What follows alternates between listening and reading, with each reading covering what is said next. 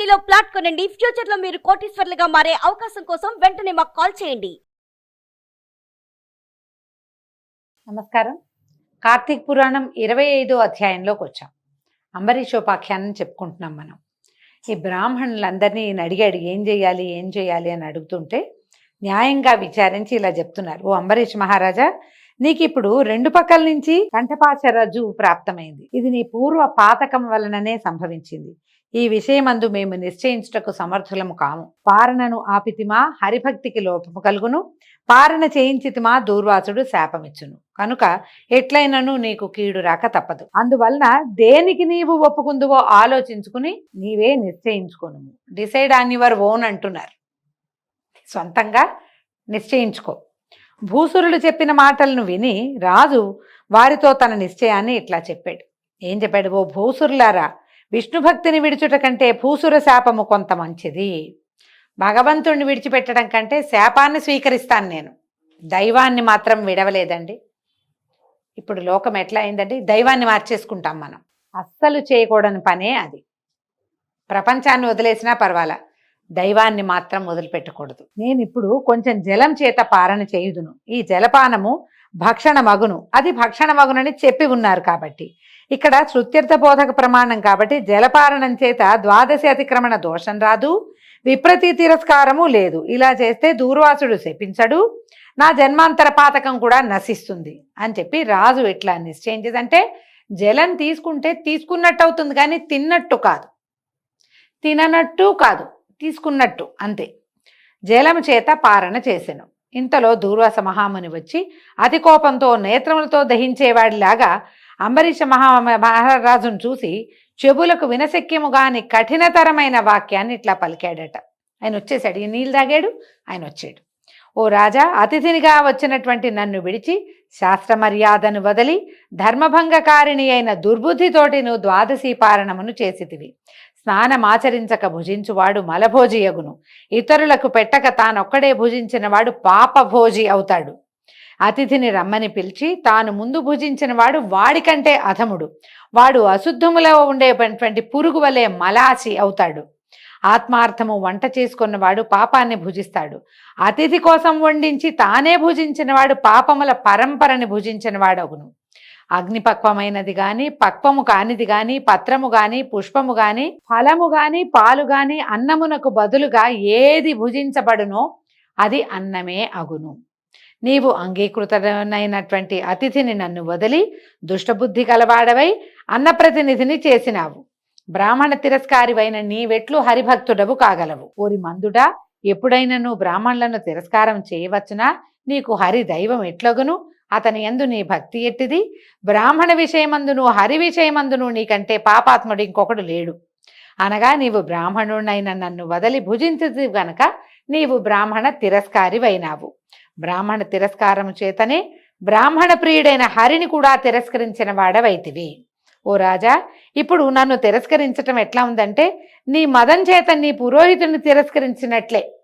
నువ్వు ఆయన తిరస్కరిస్తే ఎట్లాగో నన్ను తిరస్కరించినా అంతే. నీవు ధర్మాత్ముడవని పేరు పెట్టుకొని ధర్మ మార్గములను నశింపచేయుచున్నావు. ఓరి పాపాత్ముడా, ఈ భూమి యందు పుణ్యాత్ముల పాలిట నీవెట్లా ప్రాప్తమయ్యావు? భూమి అంతా పుణ్యాత్ములతో ఉంటే నువ్వు పాపాత్ముడవైన నువ్వెట్లా రాజు అయ్యావు? నువ్వెట్లా చక్రవర్తి సార్వభౌముడు కదా అయినా ఎందుకయ్యావు అని అడుగుతున్నాడు. అనగా నీవు రాజువు గనక పుణ్యాత్ములు నిన్ను ఆశ్రయించవస్తారు, నీవు దుర్మార్గుడివి గనక వాళ్ళని బాధిస్తావు, కాబట్టి నీవు ధర్మ కంటకుడు అవుతావు. దూర్వాసుడు ఇట్లా గట్టిగా ఆయన అరిచి కేకలు పెడుతుంటే అంబరీషుడు భయపడి నమస్కారం చేసి పాదాలు పట్టుకుంటున్నాడట. పట్టుకుని ఇలా ప్రసన్నుని చేసుకోవడానికి ఇట్లా ప్రార్థించాడయ్యా, నేను పాపుడను, పాపకర్ముడను, పాప మానసుడిని కూడా. నేను శరణు వేడుతున్నాను, నన్ను రక్షించు అన్నాడు. నేను ధర్మ మార్గం తెలియక పాపమనే పంకిలంలో పడి బురదలో పడి దుఃఖిస్తున్నాను. నిన్ను శరణు వేడుతున్నాను, నన్ను రక్షించు. నేను క్షత్రియుణ్ణి, జ్ఞానం లేక పాపాలను చేశాను. నీవు బ్రాహ్మణుడవు, శాంతి స్వరూపుడవు కాబట్టి నన్ను రక్షించు. బ్రాహ్మణులు క్షమాయుక్తులై ఉంటారు. మీ వంటి మహాబుద్ధిమంతులు కృపావంతులై మా వంటి పాప సముద్ర మగ్నులను ఉద్ధరించాలి. నేను పాపమే చేశాను, నన్ను రక్షించు. నువ్వు బ్రాహ్మణుడివి కదా. ఇట్లు పాదాల మీద పడి పరిపరి విధాలుగా ప్రార్థిస్తున్నటువంటి రాజును కఠినుడైన దూర్వాసుడు అత్యంత కఠినత్వాన్ని వహించి తన ఎడమ కాలితో తన్ని దూరముగా పోయి నిల్చుండి మిక్కిలి కోపంతో శాపం ఇవ్వడానికి ప్రయత్నిస్తూ ఇట్లా అన్నాడు, ఓ రాజా, నేను దయగలవాడనే కాని నాకు శాంతి లేదు.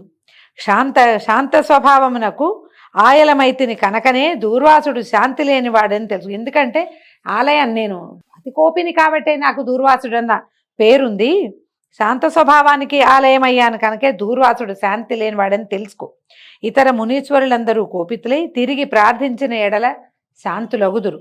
నేను కోపితుడునైన నేని కోపం తెప్పించిన వాడికి కఠినమైన శాపం ఇవ్వక శాంతించేవాడని కాను అని ఇట్లా పలికి అంబరీషుని ఉద్దేశించి ఇట్లా శపించాడట. నేను శాస్త్రార్థవేదిని గనక జలముతో పారణ బ్రాహ్మణుని కంటే ముందు చేసితివని గర్వంతో, అంటే ముందే నేను పారణ చేశాను బ్రాహ్మణి కంటే ముందు అనే గర్వంతో ఉన్నావు కాబట్టి నీకు ఈ 10 జన్మలు వస్తాయి అని చెప్పి 10 జన్మలందు గర్వము పొందదగింది ఒక్కటి కూడా లేదు కనుక గర్వించిన వాడికి గర్వభంగకరాలైన 10 జన్మల్ని ఇస్తున్నానని భావం. ఇట్లా ఏమన్నాడు, నువ్వు మత్స్యాని వైపోవు, కూర్మాని వైపోవు, వరాహాని వైపోవు, వామనుడి వైపోవు, వికృతముఖుడి వైపోవు, బ్రాహ్మణ అతి క్రూరుడైన బ్రాహ్మణుడివికా, జ్ఞానసూర్యుడైన క్షత్రియుడివికా, దయాసూర్యుడైన బ్రాహ్మణుడివికా నువ్వు అని ఇన్ని మాటలు, నువ్వు అదైపో అదైపో అని శపించేశాడు. ఎన్ని రకాల స్వరూపాలు పొందమనో శపించాడు. ఇట్లా 10 శాపాలనిచ్చింది. నన్ను అవమానపరిచిన వాడికి ఇంకా శాపం ఇవ్వాలని అనిపించిందట. ఆయన చాలేదు, ఎన్ని ఇచ్చి నువ్వు చాపై పుట్టు, కూర్మానివై పుట్టు, వరాహానివై పుట్టు, వామనుడి వైపో, వికృతముఖం కలిగిన వాడి వైపో, తర్వాత క్రూరుడైన బ్రాహ్మణుడి వైపో, జ్ఞానసూర్యుడైన క్షత్రియుడి వైపో, అంటే ఇవన్నీ జన్మలు వరస, ఆ వరస ప్రకారం చెప్తున్నాడు అనమాట. దయాశూన్యుడైన బ్రాహ్మణుల వైపో అని ఇలాగా ఎన్నో శాపాలు నోటికొచ్చినవన్నీ అనేసి ఇంకా ఇంకా ఇంకా ఏదో అనేద్దాం అనుకున్నాడు అనమాట.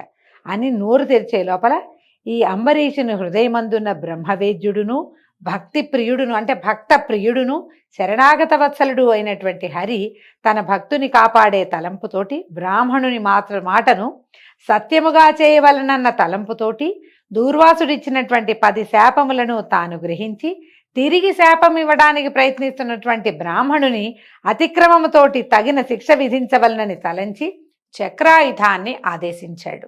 తర్వాత అంతలో ఆ చక్రము కోటి సూర్యకాంతితో ప్రకాశిస్తూ జ్వాలలతో మండుచుండగా నోరు తెరుచుకొని దూర్వాసునిపైకి వచ్చింది.